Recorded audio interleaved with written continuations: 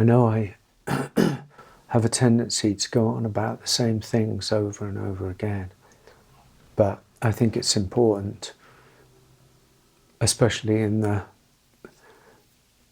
spiritual community, and especially since so many of us are online and really in many ways nothing more than talking heads, and we go to the meetings and we watch the videos and we take in all the information, spiritual wisdom it might be, spiritual truth it might be, but we're so much more than below the surface, than these talking heads, than these minds, no matter how intelligent, no matter how insightful.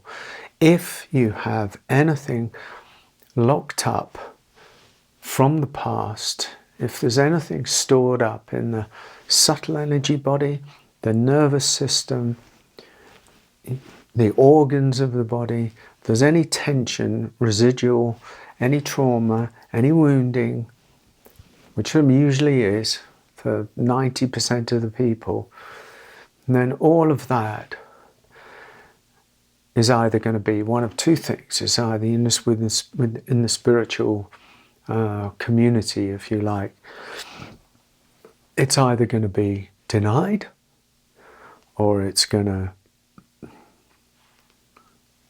want to be included in the journey. And of course, this is where it gets sticky and tricky, because it's the subtle energy body, it's the nervous system, it's the immune system, it's the trigger reactions, it's the what's stored up from the past in the energy system of the individuation. That's where the pain is, ultimately. That's where the constriction is. That's where the trapped energy is.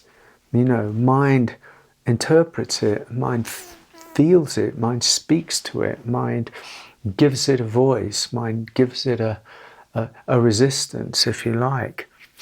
But it's not there, really. Although, I could make another video and say that it is. And both of them would be valid. The thing is that everything on the spiritual path can have a truth, depending on, how it's presented or the moment that it's in some ways. But in this video, I'm talking about the tendency to just, see spiritual truths, understand them very well, maybe, see the light, etc., or get an epiphany. And then it comes to the lived experience, where it enters, the trigger body, the trigger body that 90% of the people suffer from, and all that's stored up in the subtle energy body, in the nervous system. And if this is not included in the journey, in the unraveling, in the awakening journey, then the awakening realization is going to be A, incomplete, B, bypassed, C, immature in some ways. It's not going to have filtered down into the very essence of us, into the very essence of our lived experience, into our relationships, into our relationship with our own body. So it has to filter in, it has to drop down, for want of a better expression. And like I say, that's where the pain is, because that's where the constriction is, and that's where the tightness is, as we buried it in the body. Because if you look at what happens, certainly in trauma or wounding, or it's like when something that we can't process at the time happens, and if we're young, which is like really young and innocent and largely in many ways unprotected, and when danger comes in, and whatever danger that is, and the danger can come in a whole variety of different ways, immediately, very suddenly, or over time, there's a tendency to for the energy body, for the physical energy body, to constrict, to constrict, to pull back, to protect itself. So many people are caught like this still, because in many ways that's what we did when we were young, as a form of protection, right? And that never goes away, even though we're walking around like this. That feeling and what actually happens in the energy body, in the nervous system, just talk about the nervous system, is like there's a tightness, there's a kind of almost constant closedness, a constant protectiveness that we don't in many ways even know is there. I mean, you know, as I've come undone over the years, what's been revealed to me and what I've seen of how I was and all those strategies is actually mind-boggling. Now there's openness. Now there's this coming from a certain openness that is much more loose, much more relaxed, much more comfortable with the movement of energy within and without. It's like looking back, I was in a prison, encased in a prison of this that I didn't even know existed. That's the trouble. We don't even really know it exists until we start undoing it. That's part of the spiritual journey. It's like, oh my God, if I'd have known it was going to be like this, I wouldn't have done it. It was Chogyam Trungpa, I said, Chogyam Trungpa, who said, if you haven't started on a spiritual journey, don't. Because it's a surprise. And it's a surprise when it comes out of the mind level. When it's just on mind level, on the understanding level, it's not so bad. Yeah, you can deal with it. But it yearns to enter the nervous system and the subtle energy body and the body and all of this. And when that happens, you get a shock. But it's like a choiceless choice. Because if we don't want to live like this anymore, in this way, with a constant, almost unconscious protective mechanism that actually ends up serving no one, it's served once, but it doesn't serve us anymore, then in many ways that has to come undone. And that's where the work is. That's really where the work is. When the light filters down into the nervous system, into the energy body, into the chakra system, into these closed aspects of us. And this is not a how-to video. You know, this is with enough diligence, with enough willingness, with enough surrender, with enough fortitude, with enough sheer grit. Yeah, the grit and grace of the spiritual journey.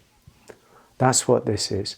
The grit enough to kind of just dig in and keep on going through the levels of resistance, through the fears, through the voices that cry out, through all the past ravages. The grit to just kind of say, I'm staying. I'm going to do this. This is something that needs to happen in my life, is the grit. And the grace is to have the willingness to know when to surrender. To surrender the self that wants to, hold on to things or be all-knowing or grasp for certainty. Yeah, because there's a lot of uncertainty on the spiritual path. And grace is the capacity that we have to kind of just open a little bit more. The grit and the grace, the fortitude and the surrender. Both of those qualities are necessary on the journey of going in, where it becomes a visceral sense, a visceral taste. Yes, it will have an impact. Everything that goes into the physical body, if we want to call it that, a physical energy body that shakes up the system, it's going to have an impact. It's going to have an impact. So we need to be not prepared for it in a bad way, but aware of it in a good way. It's an awareness that when you shake up the energy, things start to happen. things that we used to do a lot of energy work back in 2000s, you know, with Amodama, my wife.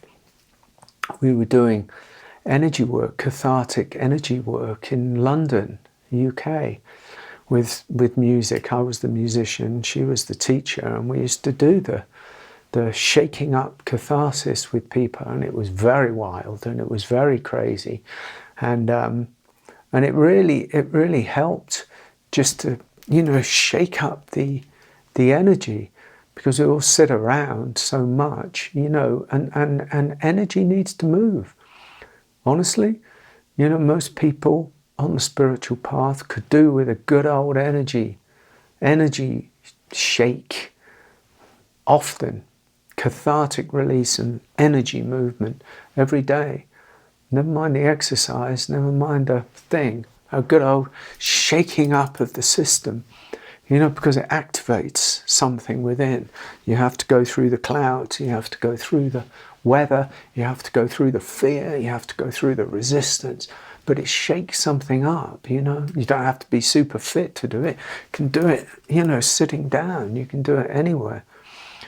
But it's like, so I just wanted to remind you, if you're interested, that it's the grit and the grace of allowing the energy of the intention, you know, to keep going on the path, the light to enter the darkness and the tightness and the stuckness of the energy body.